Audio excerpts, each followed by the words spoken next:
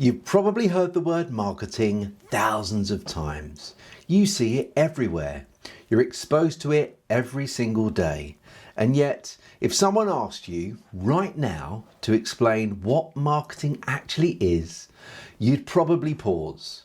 Not because you don't get it, but because marketing feels obvious until you try to explain it.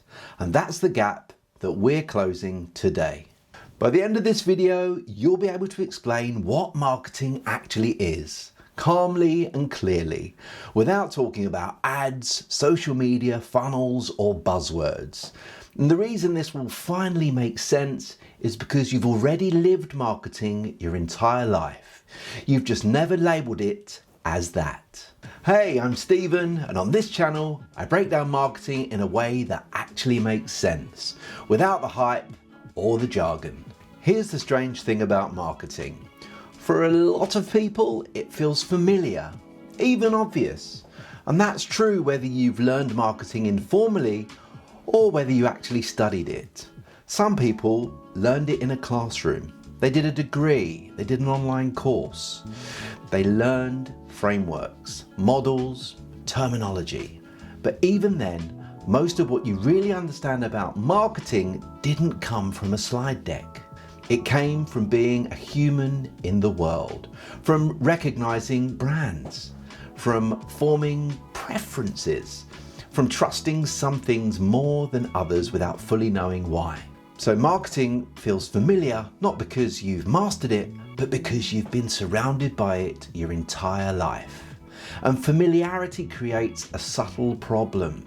When something feels familiar, we assume that we understand it, even when we can't clearly explain what it actually is. That's why marketing is talked about constantly and still misunderstood. Once you notice that familiarity, you can't really unsee it. You start to realize you've been making marketing-shaped decisions long before you ever thought about marketing as a thing, which explains why so many people feel confident talking about it, even when they struggle to explain it clearly. That confidence doesn't come from knowledge, it comes from exposure. Because marketing is all around us, we tend to focus on the bits we can actually see. The obvious stuff: adverts, posts on social media, websites, emails, campaigns. Those things matter, they're real, and they exist for a reason. But they're not where marketing starts. They're what marketing looks like once a lot of decisions have already been made. If simply seeing an advert was enough, every advert would work. If having a website was enough, every business with a website would grow. And clearly that's not how it plays out. So the more useful question isn't what should we post or what should we run, it's why would someone care in the first place? What makes one option feel more familiar, safer, or more appealing before anything is put in front of them? That quieter layer, the one you don't really see, is doing most of the work. And this is usually where it gets a little uncomfortable, because it's much easier to focus on visible activity, the things you can point at and say, we're doing something. It's actually harder to step back and ask, why would someone choose us at all? But that question, uncomfortable as it is where real marketing actually lives. Let's slow this down with a real example. Think about the last time you realized you needed a break, which, if you're anything like me, might have been this morning. Not because you saw an advert, not because someone tried to sell you anything, just that internal moment where you thought, I need to get away. That feeling usually comes from life. Stress, routine, wanting something different. At that point, you're not thinking about booking sites. You're not thinking about brands. You're not even thinking about destinations yet. You're responding to a feeling. And that feeling has been shaped over time by everything you associate with what a break means to you.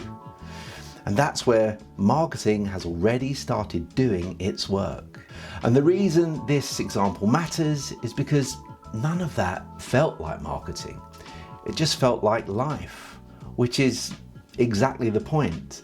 The most effective marketing doesn't announce itself. It blends into how you already think.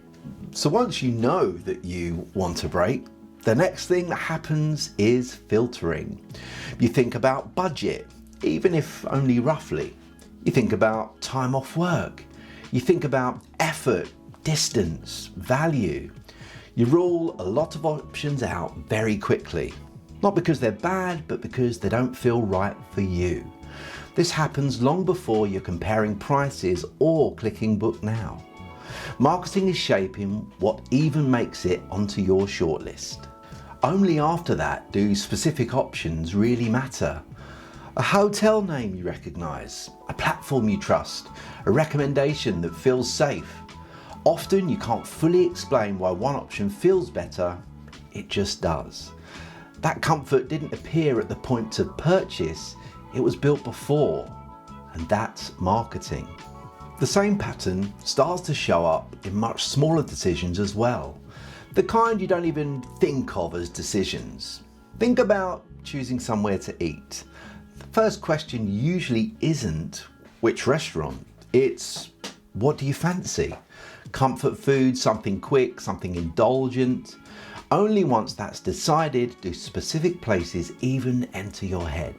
And when they do, you don't scan every option. You gravitate towards places you recognize, places you've heard good things about, and places that feel like your kind of place. That preference existed before you saw a menu. That's marketing working quietly. Once you see this pattern, you start spotting it everywhere. And it becomes obvious why shouting louder rarely works. Because people aren't waiting to be convinced, they're already filtering, narrowing and choosing. Marketing just influences how that filtering happens. If this is already clicking, just pause for a second and think about the last decision that you made like this. If this is making sense so far, what comes next will matter. Because all of this, preferences, trust, familiarity, eventually attaches itself to something. A name, a place, a person, a business, your business. That's where the idea of brand quietly enters the picture. When people hear the word brand, a lot of them tense up slightly. It can sound corporate or like something that only applies to massive companies.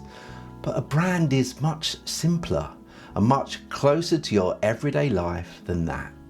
A brand can be a cafe you've always gone back to, a hotel you trust, an airline you prefer, a games console you grew up with, a furniture company whose style just feels like you. And yes, a brand can also be a person. If someone has a choice and they feel differently about the options in front of them, you're dealing with brands. Whether you've ever used that word or not. And this is usually the moment something clicks. Because once you understand what a brand actually is, you realize this isn't just about big companies, it's about you. If you run your own business, even a small one, your business is a brand. Not because you decided to build a brand, but because people form opinions about it. They notice how it sounds, how it shows up, how it makes them feel. And if you don't run your own business, if you work for someone else, you're still part of a brand. The way you speak, the way you show up online, the opinions you share publicly, people don't always separate you from where you work. And that's why you see disclaimers like opinions on my own. Not because people are being dramatic, but because they understand how perception works. And that's usually the light bulb moment. Whether you're a founder, a freelancer, a consultant, or even an employee, you are either a brand or you are representing one, which is either empowering or slightly terrifying, depending on the day. You can see this most clearly when products are broadly similar, but the preference is anything but. Nike, Adidas, Under Armour. Functionally, they solve similar problems, but people don't choose between them based on specs alone. They choose based on identity, values, tone, how the brand makes them feel. People usually like a brand before they decide whether to buy from it. That liking didn't happen by accident. That's marketing doing its job. Notice something important. Marketing didn't happen at the point of purchase. It happened before you consciously thought you were buying anything. That's why marketing isn't persuasion, it's preparation. Marketing is everything that helps you decide what to do next and who to do it with before you're ready to buy. Not pressure, not noise, not tricks, guidance.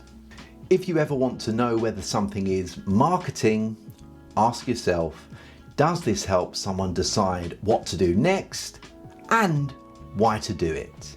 If it doesn't, it isn't marketing, it's just activity. So if marketing has ever felt vague or intimidating, that's not because you don't get it, it's because it's usually explained backwards. Marketing isn't about shouting louder, it's about helping people decide calmly. And once you see it that way, marketing finally makes sense.